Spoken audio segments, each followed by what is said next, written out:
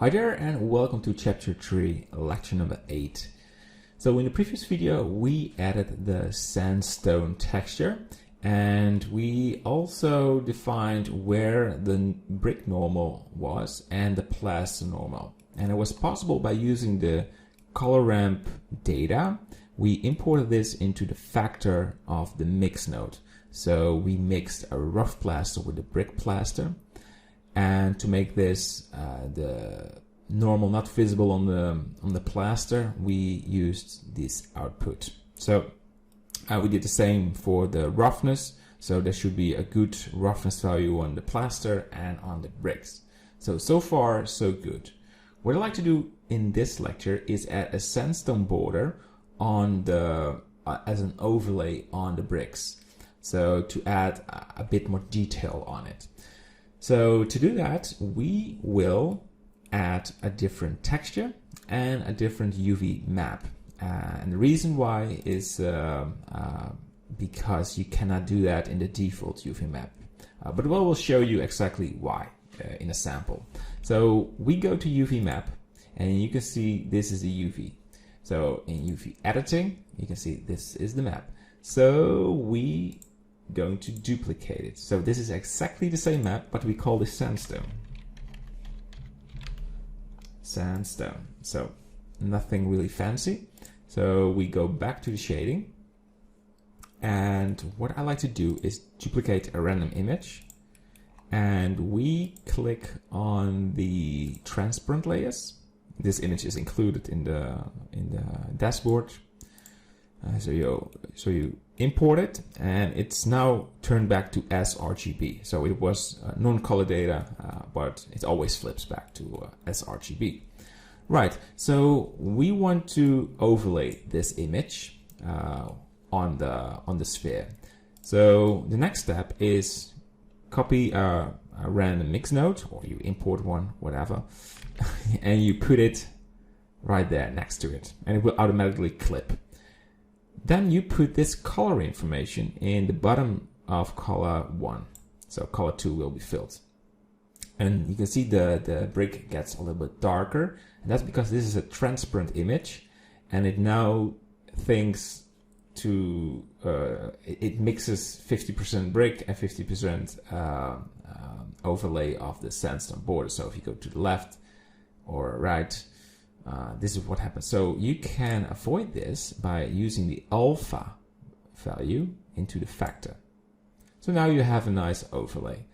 But I like to size this a little to have it more in shape, because now it's very small and you can see also the normal brick pattern on top of it. So if we only had this UV map and we go to the UV editor and let's go to the render, or what you can do to speed up, go to material preview. It needs to load in the image, but it will all be sort of real time. So you won't have this rendering all the time. So you lose a little bit of detail, but for this sphere, it's not a big deal. So if you only have this UV map and you scale this down to the size you prefer, we want something like this. You can see everything is scaling with this border. So we have bigger bricks and sandstone. We just want to have a bigger border of bricks and not everything scaled. So with this sandstone, and you scale it, nothing will happen. I will prepare you, nothing will happen. And that's because we have to input this sandstone value in the texture. So we go back to the shading tab and we will, okay, so we're talking about this texture. We go to add, input, and go for a UV map. So what you can do right now is define what kind of map you want to use. So we do not want a UV map. That's always standard. We want the sandstone. So we put this output into this purple factor. Nothing will happen. But if you go to the UV editing now and you scale, be aware you have sandstone selected and not UV. Now you can scale it. Look at that. So I think we want to cover 2 layers of bricks. So we need to scale it a little bit more. So we have something. Let's zoom in so we have more control on this. Just a little more. Yeah, this will be nice. So we have this this little line on top and on top of that. Good. Right, so we have the sandstone border now, but there is still a little problem, and that is the brick pattern of the normal map is still visible on the overlay. So we go back to the shading tab. So in fact we will do exactly the same as we did for the plaster and brick. We need to add an extra mask for the border. And how that works is focusing on this area, because we want to focus on a normal map. So let's start by opening the normal map from the transparent layer. So for this sandstone, it has a separated normal map. That's good. It will turn automatically back to sRGB, but we want non-colored data. And we duplicate this normal map, this mix node. So Shift D, and we put this color information into the color. So it will not work right now because we do not have an input for the factor. So maybe the best thing to do, it's rendering, is go to the base color. So it's just a little bit chaos right now because the normal map is still split over everything. So we need to have an input for this factor. The color ramp will not work because this only stores the data from the plaster and the bricks. So we need something else that only defines the border mask.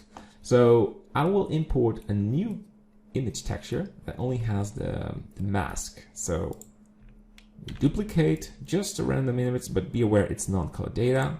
I think it will turn back to sRGB in a second. But yeah, it's this texture. All right, so automatically, go back to non-color data, it will use the UV map because that's the one what is always default. So remember, we created this UV map. We want to tell this mask that it's now using the UVs from the sandstone. And this one can be imported into the factor. But it's still not working well because the normal map also has the UV map as standard data. So the sandstone normal map also needs the right information. Okay, and now, and this is the final step, we need to flip the color because yeah, I just made a mistake to put it in the wrong input. So the normal map is now displayed on the border, on the plaster, and on the bricks, exactly how we want it. So we go back to the color, so we put this in, and we now have a sandstone border on the bricks, exactly how we want this. So yeah, this is pretty much it for this lecture. Done a great job. You can see the node tree is growing, and I hope it's still clear for you how this works. I introduced this UV map node to define if it uses a UV map or sandstone, and we mixed a different mask image. So two new things. And I hope you liked it. There is documentation, and if you still have questions about this subject, just drop it in the dashboard and someone will help you with understanding. This is a very important step as you're now mixing textures and UV maps with each other. It's the fundamental part of building a good material.